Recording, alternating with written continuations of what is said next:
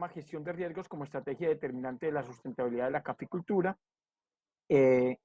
Tenemos tres tipos de riesgos o amenazas, y entonces nosotros tenemos que construir una propia matriz de riesgos. Hay amenazas ambientales, y entre veces hoy estamos mencionando muy especialmente el tema de epidemias. En el caso de coronavirus, tenemos amenazas sociales y amenazas económicas. Ayer y antier tocamos en detalle lo que correspondía a las amenazas económicas, y quiero detenerme un poco más hacia acerca de las amenazas ambientales, que están enfocadas en temas de amenazas climáticas, de plagas y enfermedades. Y entonces, frente a eso, nosotros, frente a la amenaza, siempre tenemos que construir lo que le llamamos una matriz de vulnerabilidad. La matriz de vulnerabilidad, entonces nosotros tenemos que identificar qué tanta exposición tenemos a los factores climáticos, en general con nuestra propuesta tecnológica de caficultura a libre exposición. También es una alta exposición a las variaciones y al cambio y la variabilidad climática. La dependencia de los agroquímicos para manejar plagas y enfermedades como único instrumento para el manejo de estas situaciones. Lo que hacemos es que es como cuando uno le dice, no tome tantos antibióticos porque usted lo que hace es eliminarse las defensas. Eso le pasa al ecosistema. Si usted el ecosistema, al cultivo, a nuestro sistema productivo, le estamos aplicando agroquímicos a toda hora, estamos matando organismos biológicos buenos y malos, aquellos que se encargan de hacerle control biológico a las otras poblaciones, y lo que empezamos a crear una dependencia. Los organismos van creando muchos resistencia y se van volviendo plagas, y después resulta que ningún químico puede hacer ningún manejo, además del costo ambiental, el costo en la salud de las personas y el riesgo que corremos nosotros a contaminar a nuestros consumidores con este tipo de productos. Después tenemos que cambiar y tenemos que tener muy conscientes de cómo es el manejo que podamos hacer nosotros, que esto sea la última alternativa, pero no sea la primera alternativa para manejar las plagas y enfermedades. Y eso también, entonces, también está contemplado ahí la alta exposición que tenemos nosotros al tema del desarrollo del personal. Entonces, vuelvo y repaso. Estamos hablando de que existían amenazas que siempre tenemos que considerar como uno, que pueden ser posibles, y la matriz de riesgo se construye identificando cuáles son las amenazas por las vulnerabilidades, cuánto es la amenaza y cuánto es la vulnerabilidad. La vulnerabilidad puede ser mínima, media, alta o muy alta, y estoy exagerando poniendo la que puede ser 2, pero efectivamente puede ser muy alta lo que puede ser, y el riesgo siempre podemos considerarlo como 0, el riesgo podemos identificarlo siempre como 1, entonces la amenaza como 1, entonces el riesgo siempre va a ser 1 de amenaza por 0 vulnerabilidad, pues daría 0. Si nosotros tenemos una amenaza alta que siempre va a estar latente, pero una vulnerabilidad media, podría dar 0.5, pero lo que tenemos que prevenir y ser conscientes es que la amenaza va a estar, pero si nuestra vulnerabilidad es muy alta, lo que podemos estar multiplicando 2. Y tenemos que hacer gestión de contingencias para minimizar la vulnerabilidad. La amenaza normalmente usted no la puede contrarrestar, usted tiene que prepararse cuáles son sus escudos para poder que, llegando a la eventualidad del fenómeno que llegue a ocurrir, pueda hacerle el menor daño. Y aquí esta matriz, sobre todo quería repetir esto para poder explicarle que existe, esta es la gráfica de probabilidad de ocurrencia. Si es muy baja, y tenemos aquí arriba en este eje horizontal, tenemos la severidad de las consecuencias. Si la severidad de la consecuencia es muy baja y la probabilidad de ocurrencia muy baja, el riesgo, digamos que no es grave, es muy bajo y existen muy pocas probabilidades. Pero si al contrario, vamos pasando de muy baja, de baja probabilidad, pero baja severidad, se va volviendo el mapa mucho más peligroso, y vamos pasando a un nivel muy bajo, abajo a moderado, y podemos pasar cuando las consecuencias son muy altas y la probabilidad de ocurrencia son muy altas, las consecuencias vuelven muy alto, y nuestra matriz de riesgos tenemos que construirla como muy alta. Entonces, nuestro objetivo es que las consecuencias y la vulnerabilidad siempre sean muy bajas, para que así ocurra la probabilidad de una amenaza, esto siempre pueda permanecer en este escenario de los verdes o los amarillos. Ese es el objetivo explicativo de esta diapositiva. Y aquí entonces empezamos a hablar de amenazas ambientales, cuáles son nuestra gestión de riesgos para frente a la amenaza ambiental. Entonces nosotros podemos identificar que podemos hacer adaptación con resiliencia climática. Ahorita vamos a explicar en detalle qué es lo que significa eso. Manejo integrado de plagas y enfermedades, y un concepto muy interesante que se llama ecoeficiencia. Ecoeficiencia, ¿qué es lo que vamos a nosotros a hacer para poder que nuestras unidades productivas, nuestras fincas, nuestras empresas sean ecoeficientes? Es un nuevo concepto donde combina conceptos de ecología y combina principios de la economía, donde tenemos que compatibilizar, porque normalmente decimos que la parte ambiental va divorciada de la parte ecológica. Lo que estamos intentando ahora es cómo fusionamos esas dos y cómo podemos darle justo balance a lo que son los objetivos económicos de las empresas y los objetivos ambientales de nuestros ecosistemas. Y eso es parte de lo que quisiéramos poder explicar con despacio y con detalle alrededor de esto. Y también, frente al tema de hoy en día, lo que estamos hablando nuevamente de la epidemia, el riesgo de amenaza sanitaria que tenemos los humanos, pues he tratado de traer una exposición acerca de cuáles son los protocolos sanitarios para brotes epidémicos, porque nosotros normalmente en los cultivos también estamos permanentemente amenazados por ataques biológicos. En ese caso muchas veces son hongos, también en cultivos también, en las plantas también les dan virus. En café afortunadamente no es una gran amenaza la ocurrencia de virus, pero por ejemplo pongo el caso de lo que puede ocurrir con la roya, que nos llegan, lo más importante es tratar de que no nos llegue, pero si ya nos llegó, ahora nos toca trabajar en niveles de contingencia para que esas poblaciones de roya, que siempre van a estar ahí latentes en nuestro ecosistema, no hagan una explosión de población y no lleguen a los niveles de daño económico y no se vuelvan epidémicas. Entonces, nosotros permanentemente estamos como agricultores haciendo funciones de mantener los cultivos sanos, o sea, mantenernos fuera de la infección, y si la infección ya está en nuestra finca, está en nuestro territorio, lo que tenemos que intentar es mantener los niveles de contención para que eso no se nos desborde, y tercer nivel es niveles de mitigación para que no devaste todo nuestro cultivo, y eso es parte de lo que vivimos permanentemente nosotros frente a las amenazas biológicas. Entonces voy a entrar ya en la parte de que es la prevención y la mitigación, la prevención y mitigación que podemos hacer nosotros, y el primer punto es adaptación con resiliencia climática. Resiliencia es todo lo que nosotros podamos resistir adaptándonos a una nueva condición ambiental. Entonces, cuando uno es resiliente, lo que hace es que aguanta el embate, no es que lo toque, sino que lo aguanta, lo soporta y sobrevive, y puede mantener la capacidad activa o proactiva, o la capacidad de vida como organismo, para nosotros poder continuar con nuestra vida adaptándonos a esa nueva condición. Ahora que estamos evidenciando la llegada de esta amenaza, lo que tenemos que ser resilientes, cómo vamos a empezar a cambiar nuestros hábitos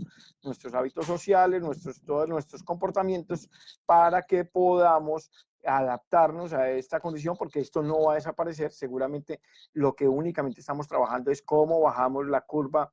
de la epidemia, porque efectivamente vamos a estar expuestos, somos vulnerables, nosotros somos susceptibles a eso, son mucho más vulnerables nuestros adultos mayores, pero también cómo vamos a intentar nosotros sobrevivir como individuos, como familias, como comunidades, y digamos, en el corto, mediano plazo, esperemos si se puede llegar a tener primero un tratamiento médico, que sea un tratamiento paliativo para poder atender este problema de la enfermedad, pero segundo, a más largo plazo, más mediano plazo, estamos hablando de 12, 18 meses, cómo podamos tener una vacuna para que esa carga epidémica que está en el ambiente, que está en las comunidades, que lo transmitimos entre unos y otros, pueda bajar. Entonces eso se llama resiliencia. Y en el caso nuestro, en la parte de cultivos, tenemos que hablar de la resiliencia climática, porque estamos evidenciando procesos y fenómenos ambientales de una gran variabilidad climática. Se están volviendo mucho más frecuentes los procesos procesos de sequía,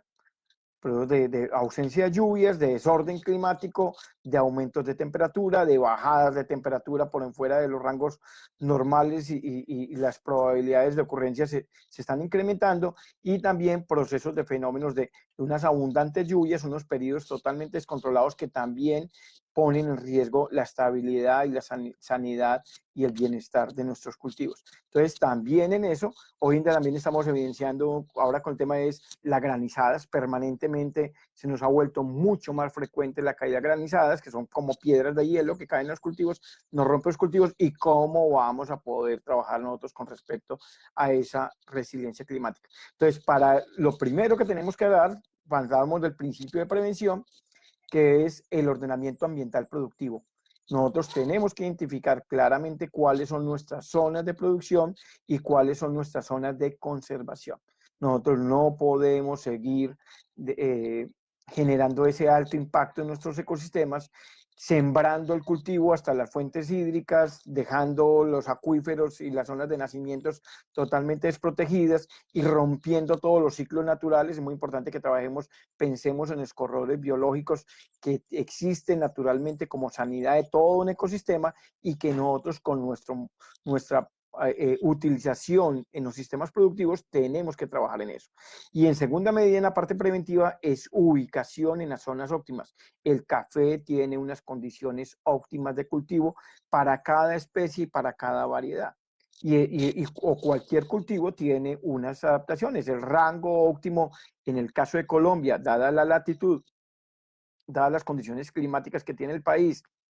dadas las condiciones de oferta ambiental de suelos, el rango óptimo para el café en Colombia estaba entre 1.300 y 1.600 metros sobre el nivel del mar. Por este efecto de la variabilidad climática, por el cambio climático, se ha estado moviendo a más alto, dependiendo también, si usted va a menos latitud, se puede cultivar hasta más alto, puede llegar a 1.800 metros. Hay casos donde el café se ha cultivado a 2.000 metros, pero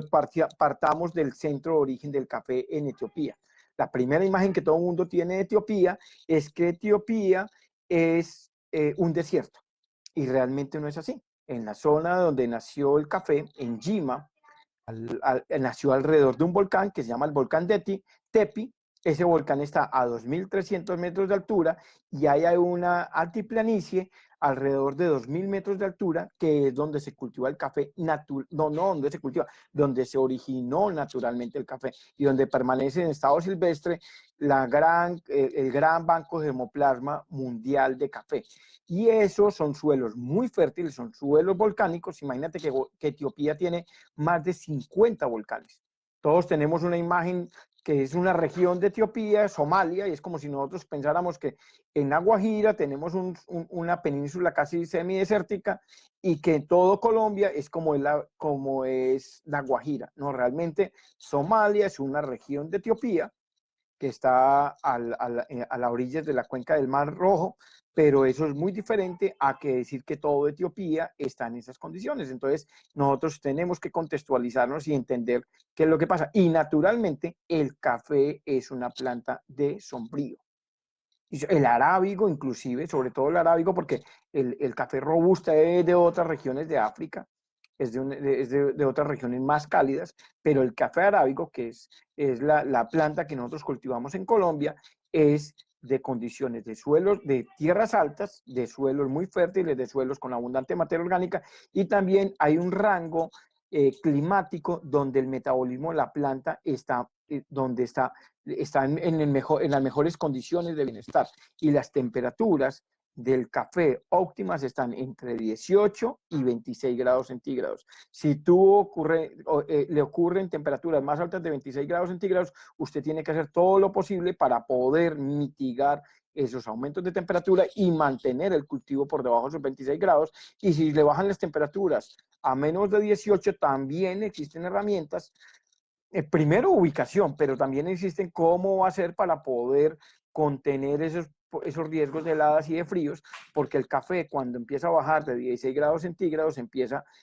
la inactivación metabólica, y cuando baja de 12 grados centígrados, generalmente empiezan quemazones y heridas en los tejidos nuevos del café, y si baja menos de 9, realmente se hacen muchísimos daños en el café. Eso es parte de lo que nosotros también tenemos que empezar a entender. Entonces, cuando el café llega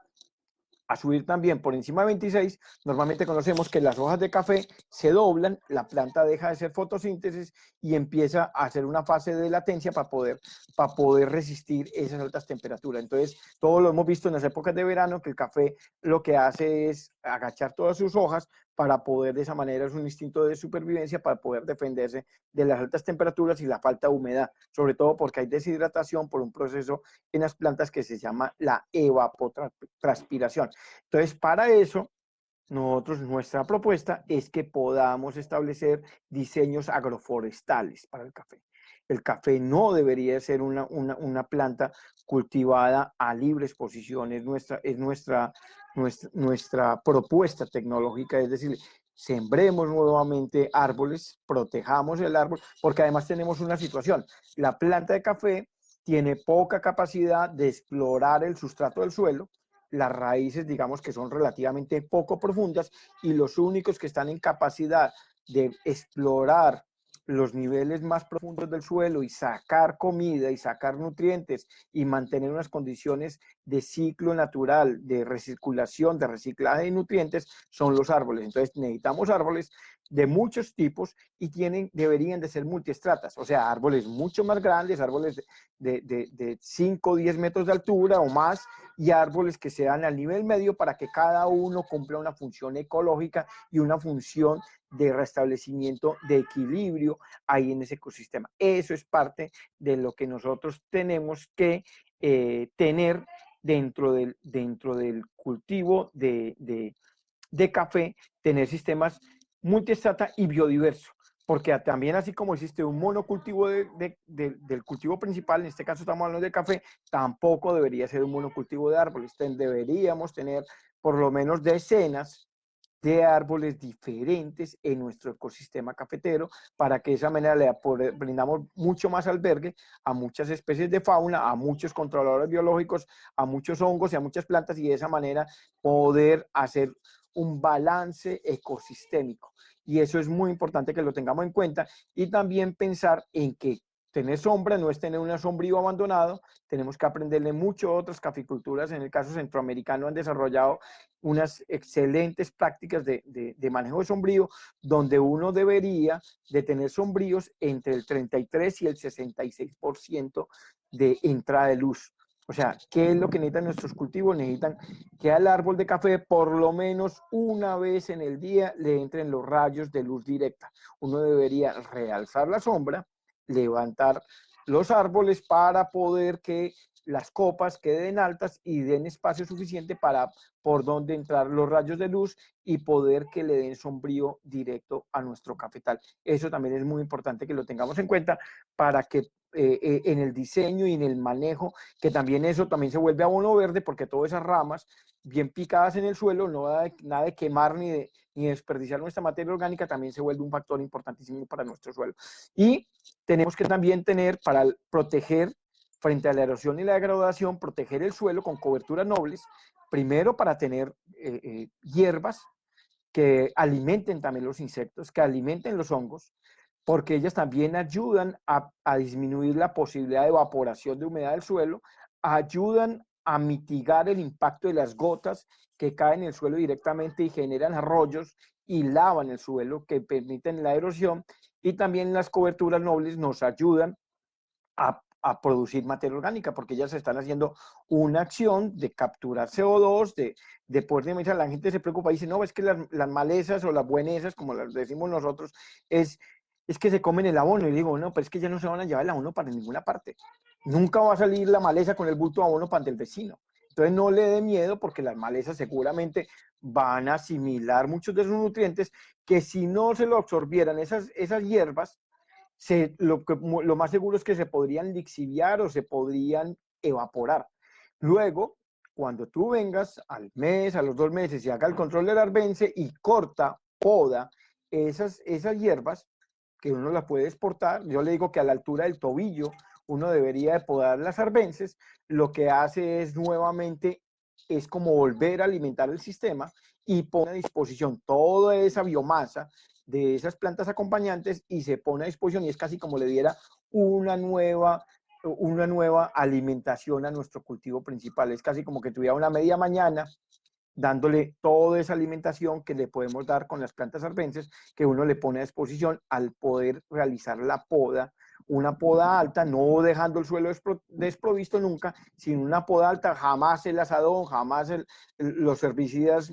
generalizados en todo el lote, únicamente a través de poda, llevando a tener plantas arbences nobles, plantas de hoja ancha, plantas que no sean trepadoras, y la mayor competencia que tenemos con las arbences es que nunca tapen el cultivo, mantenerlas cortas, mantener el plato limpio, por eso es muy importante el sistema de podas con bandolas para que el plato y mantener la hojarasca también es muy importante. Con el chávez le decimos a la gente, no vaya a platear, venga a platear el cultivo, y lo que hacen es que se van a barrer, como yo les digo jocosamente, es como unas gallinas barriéndole todas las hojas al área de protección del árbol. Lo que necesitamos antes es dejarle toda esa hojarasca, ojalá cuando podemos y queremos, podemos incorporar todas esas hierbas en el plato del árbol, porque eso es precisamente la cama cuna donde se mantienen las raíces, los pelos absorbentes, las raicillas, las más delicadas, donde nunca deberían estar totalmente expuestas ni a la luz, ni al riesgo de deshidratación. Y ahí es donde tenemos que empezar a trabajar y a cambiar el modelo de cobertura nobles, y eso es una manera excelente. Además, lo puedo decir por testimonio, a más de una tercera parte del costo se pone la labor. Nosotros en este momento tenemos indicadores de 8 o 10 jornales por hectárea año para poder mantener nuestros cultivos de café. Entonces, realmente uno no piense que va a acabar con las malezas, no, aprenda a cultivarlas, aprenda a convivir con ellas y empieza a ser resiliente con eso. Y el otro punto muy importante en temas de prevención y mitigación es la aplicación de materia orgánica con prioridad en las zonas más degradadas. ¿Por qué con prioridad? Porque seguramente no nos alcanza toda la materia orgánica. Tenemos que hacer composteras, tenemos que producir, recircular todo lo que puedan ser nuestras cáscaras, todos los residuos pecuarios, todo lo que puedan, todo lo que podamos tener de biomasa y de desechos orgánicos que podamos utilizar y montar en nuestras fincas. Y como eso no va a alcanzar para toda la finca, en nuestras laderas normalmente existen unos sitios de acumulación y unos sitios de lavado de la materia orgánica. ¿Dónde son los sitios de lavado? En los filos. En esos filos es prioritario aplicar la materia orgánica. Uno empieza a ver que el suelo nacen las malezas más agresivas, nacen sobre todo pastos, el cafetal no se desarrolla bien, el suelo es apretado, duro, uno no más caminando se siente como se pone un filo de una finca. Ahí donde es más lidioso levantar cafetales, pues ahí priorice para hacer las aplicaciones de materia orgánica. Ahí siempre, siempre debería tener sombríos muy frondosos y abundantes para que aporten mucha materia orgánica, sobre todo los guamos. Si quiere dejar las vagas, que entra menos luz, pues no le haga una sombra tan densa en esos sitios, pero en la zona de los filos, en las cabeceras, en todas las partes, ahí tenemos que priorizar y mantener ese tipo de sombríos, y ahí es donde tenemos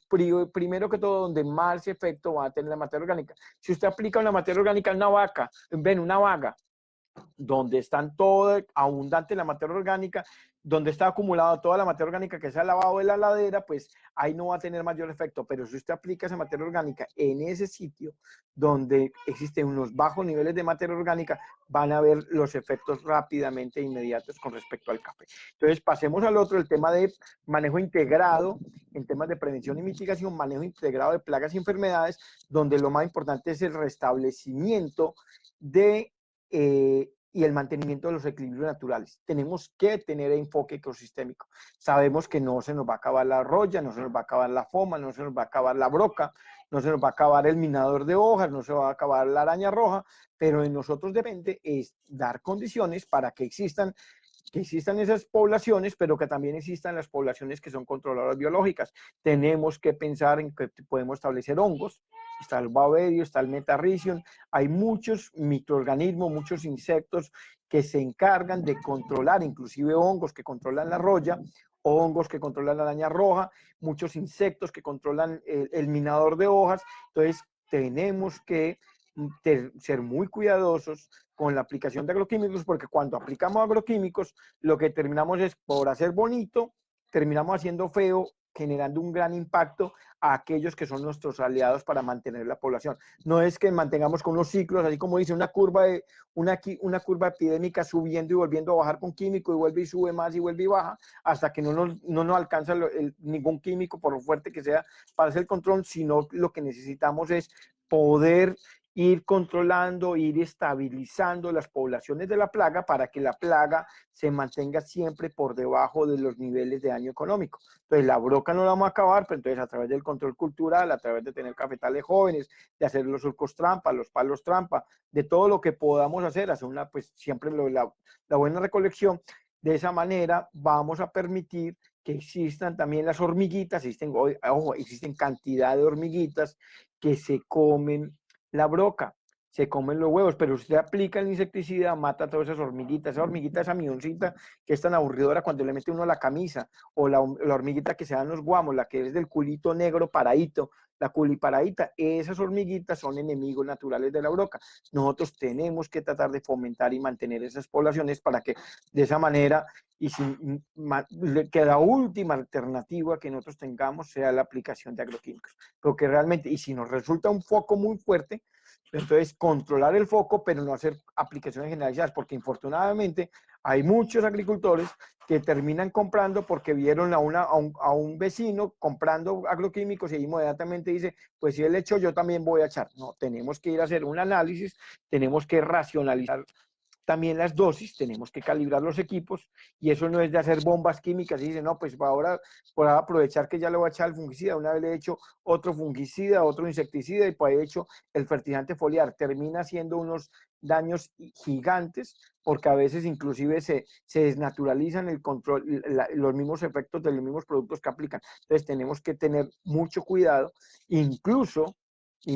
aquellos que están trabajando biopreparados, en agricultura orgánica, porque entonces también empiezan cada semana a hacerle un baño con ají, con tabaco, no, con eso también están matando los organismos buenos y los organismos malos y terminan intoxicándose los mismos operarios, haciendo ese tipo de aplicaciones sin ninguna conciencia de qué es lo que estamos haciendo. Entonces, en eso es muy importante poder hacerlo. Y también le cuento un tema por experiencia. Nosotros, entre más plantas acompañantes tengamos, vamos a poder tener mucho más olores, mucho más diversidad, y lo que genera es un efecto alelopático y un efecto como ecosistema, un efecto de confusión a las plagas. Entonces, hemos notado que las fincas que tienen mucho más sistemas de sombrío, que tienen mucho más sistemas de otras plantas, no existe un ataque y existe unos brotes epidémicos tan fuertes como aquellas que son un monocultivo. Eso también lo puedo decir con toda seguridad en el tema de roya. Los sistemas con sombras son mucho más agresivos, mucho menos agresivas las epidemias, porque hay menos temperaturas. La temperatura es un acelerador de los ciclos de multiplicación de las plagas y las enfermedades, entonces también eso ayuda a mantener por debajo de ese nivel. Y también al tener sombrío, las plantas están trabajando en mejores condiciones de nutrición, en menos estrés, y cuando hay menos estrés hay menos susceptibilidad al ataque de plagas y enfermedades. Y también entonces para eso tenemos que disminuir la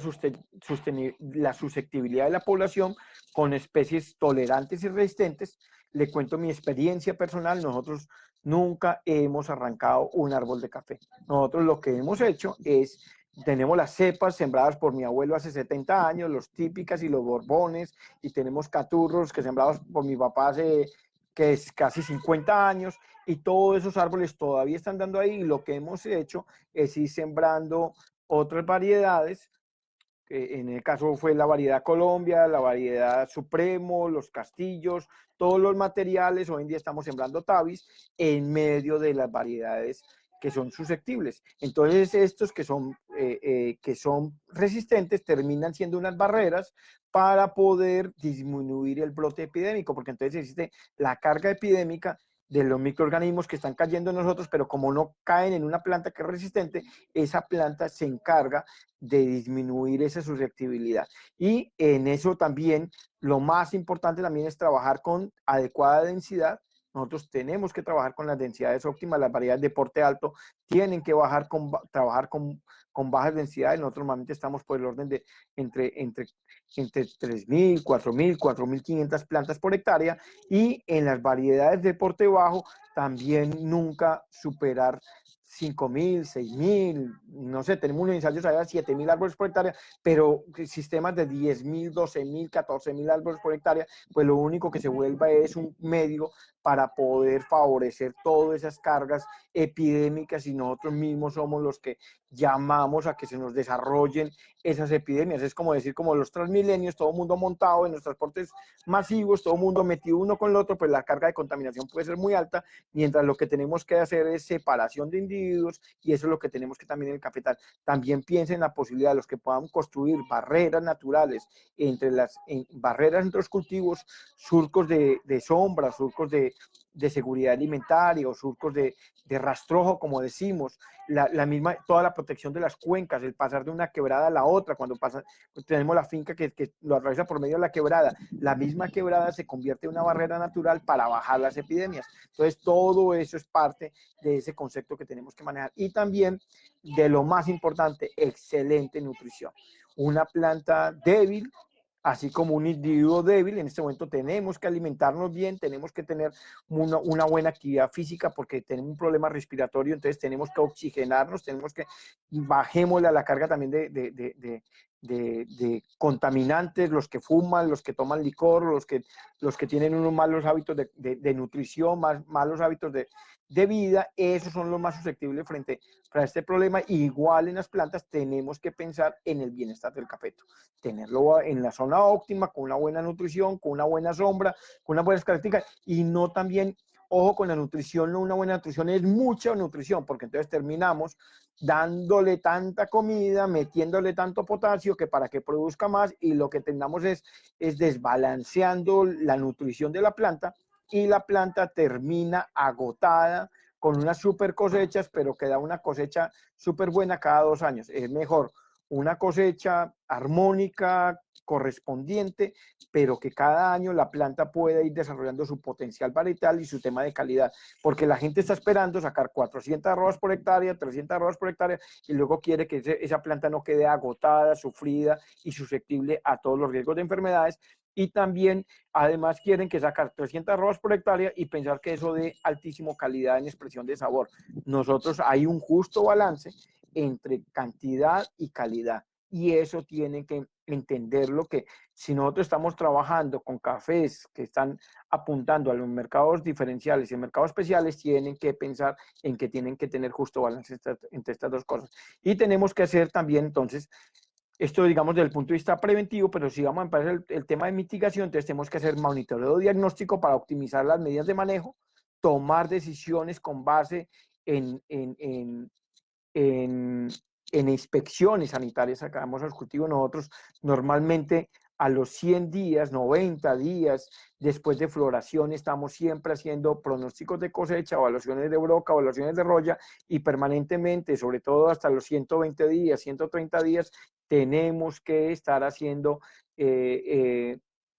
identificando dónde están los focos, y ojalá uno poder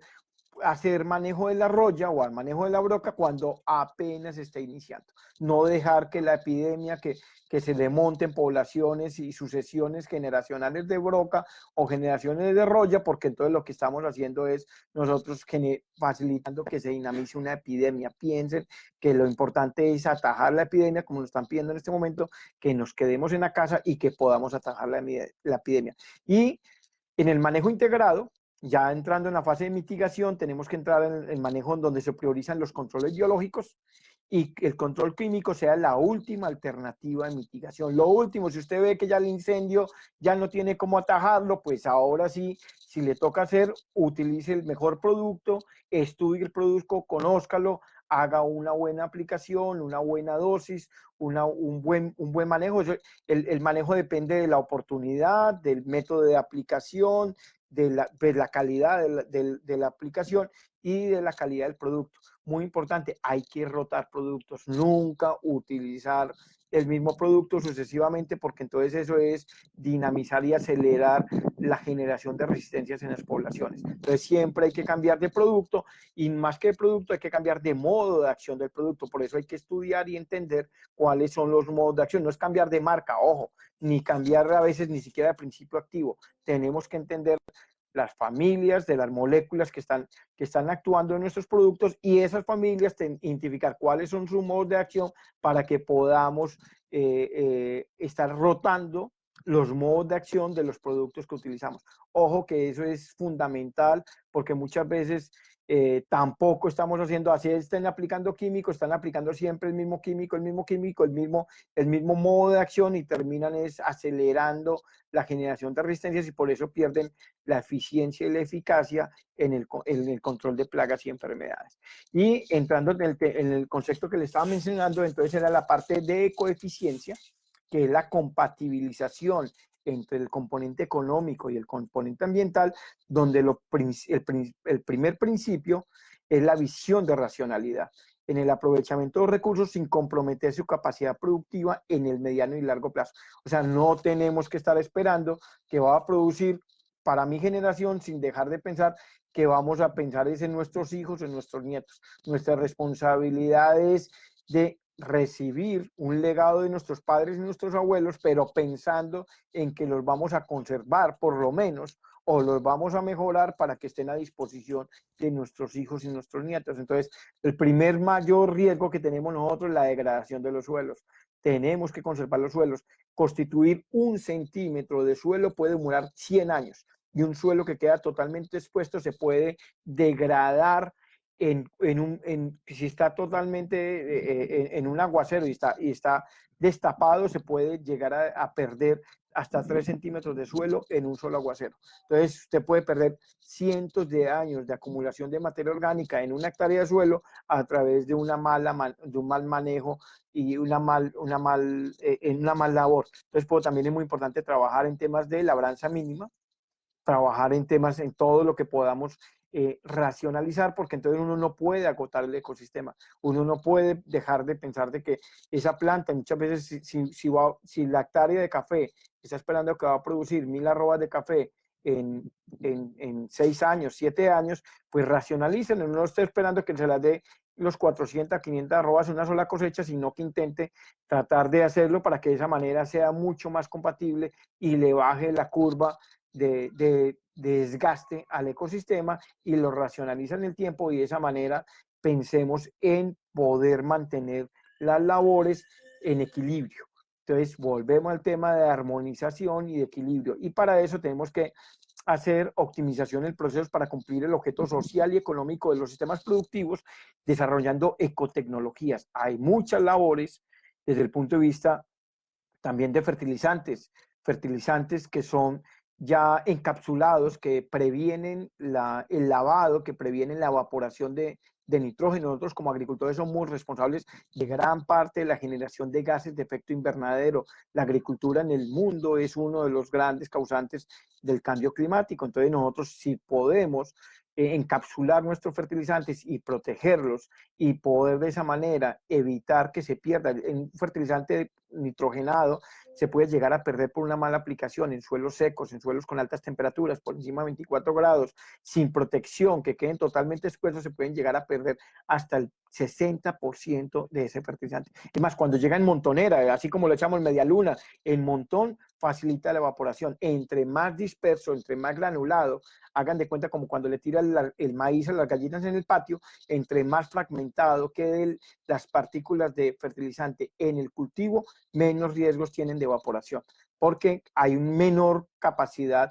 de cambio de pH y el efecto de buffer del suelo permite que no se generen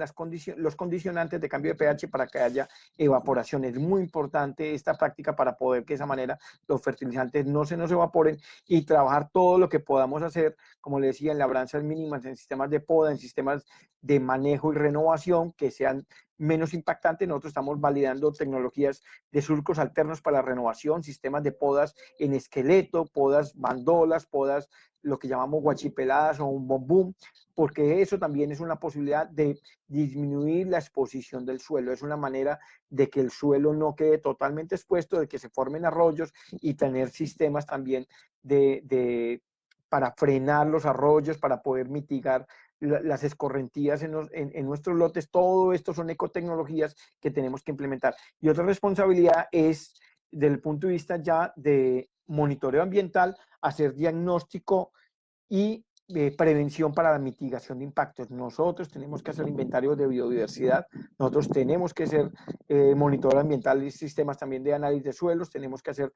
análisis de biodiversidad. Nosotros hemos hecho inventarios, por ejemplo, de hormigas, hemos encontrado hasta 20 especies de hormigas en nuestros cafetales y muchas de ellas controladores de plagas y enfermedades. Entonces, por lo menos de plagas, y eso es muy importante que nosotros podamos estar haciendo monitoreo ambiental. Tenemos que empezar también a entender los procesos agrometeorológicos, cuáles son los niveles de susceptibilidad y empezar a generar alertas tempranas para poder alinear todos los esfuerzos tecnológicos para poder disminuir el impacto que pueden generar los fenómenos ambientales, los fenómenos climáticos en nuestros ecosistemas. Y tenemos que también trabajar en gestión de indicadores técnico-económicos de la caficultura. Tenemos que empezar a saber cómo es que están funcionando nuestras empresas, tenemos que establecer rendimientos y tenemos que construir planes de mejora para poder así ser eficientes, porque no es pensar de que porque entonces somos una agricultura ecológica, una agroecología, o muchos lo que hablan de la agricultura orgánica, pero es una agricultura de abandono, donde no le hacen nada, no hacen ninguna práctica y se quedan simplemente un ejercicio contemplativo, como que si fuera un cultivo silvestre. Nuestra propuesta tecnológica es, sí, tenemos que compatibilizar los sistemas a través de principios de agroecología, pero pensando en que tengamos que tener, porque tenemos una función social de nuestras fincas. Las fincas tienen que generar empleo, tienen que generar ingresos y tienen que generar progreso para nuestras comunidades y para nuestro país, y tenemos que alimentar a nuestros clientes y consumidores también con el café. Entonces también tenemos que pensar en que tenemos que trabajar eficientemente con principios de progreso y principios de que la gente se especialice y la gente vaya en un plan de mejora continua para que de esa manera podamos ser garantes de la eficiencia y la ecoeficiencia de nuestras fincas. Y la última, porque ya se me está acabando el tiempo, es trabajar, estoy mencionando ya, es el protocolos sanitarios para los brotes epidémicos. Entonces entro en principios básicos frente a una epidemia de prevención para la llegada de la infección, es aislarse de los vectores de contagio. Lo que estamos haciendo en este momento todos en nuestras casas, aislarnos de los vectores de contagio. Estamos diciendo a las fincas, tienen que aislarse, limiten la circulación de personas que no han permanecido en la finca, traten de bajar la carga epidémica que puede llegar de otras zonas a nuestras localidades, a nuestras veredas. ¿Cómo hacemos nosotros para poder aislarnos de los vectores de contagio? Y tenemos que estar haciendo permanentemente monitoreo diagnóstico para poder tomar decisiones de manejo. Y en el segundo punto, ya es en la parte ya es de manejo, hacer manejo óptimo y apropiado frente a la contención del contagio para el resto de la población. Si nos llega a ocurrir un problema o una epidemia, pues trate de mantener el foco de la infección, trate de contener, de que si esa persona está enferma, inmediatamente aislarla para que no nos termine rápidamente contagiando a toda la población, puede ser el cultivo, o pueden ser nuestros trabajadores. Manténgalo aislado, tenga las condiciones para que pueda tener un tratamiento,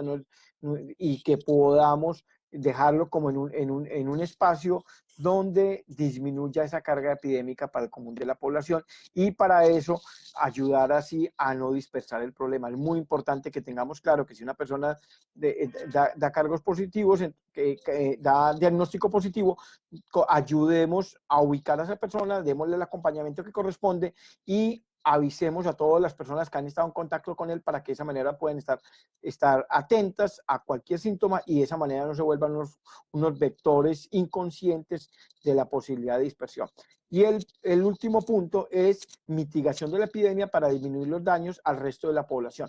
¿Cómo hacemos en este momento para disminuir los daños? Tenemos que bajar la curva epidémica, porque si vamos a las tasas que hemos estado creciendo en el último tiempo, va a desbordar la capacidad de atención de nuestros sistemas de salud. Igual nos va a pasar en cualquier cultivo, cuando se nos dispara la broca, cuando nos dispara la roya, que ya hizo el daño y se regó a toda la población. Nosotros tenemos que permanentemente cómo hacer para que esa curva, si efectivamente va a haber roya, pero que las plantas les llegue roya, pero no les llegue una carga tan abundante que no defolie todo el árbol, sino que defolie pocas hojas y que pueda sobrevivir y recuperarse y no haya mayor afectación a nuestros objetivos de cultivo. Entonces, todo eso también tenemos que entenderlo y asimilarlo, que en este momento también es muy importante cómo dejamos de ser parte del problema y nos hacemos parte de la solución para poder que no estemos nosotros siendo uno de los factores de contagio y que sobresaturemos y hagamos un pico epidémico y sobresaturemos los sistemas de salud y los sistemas de atención.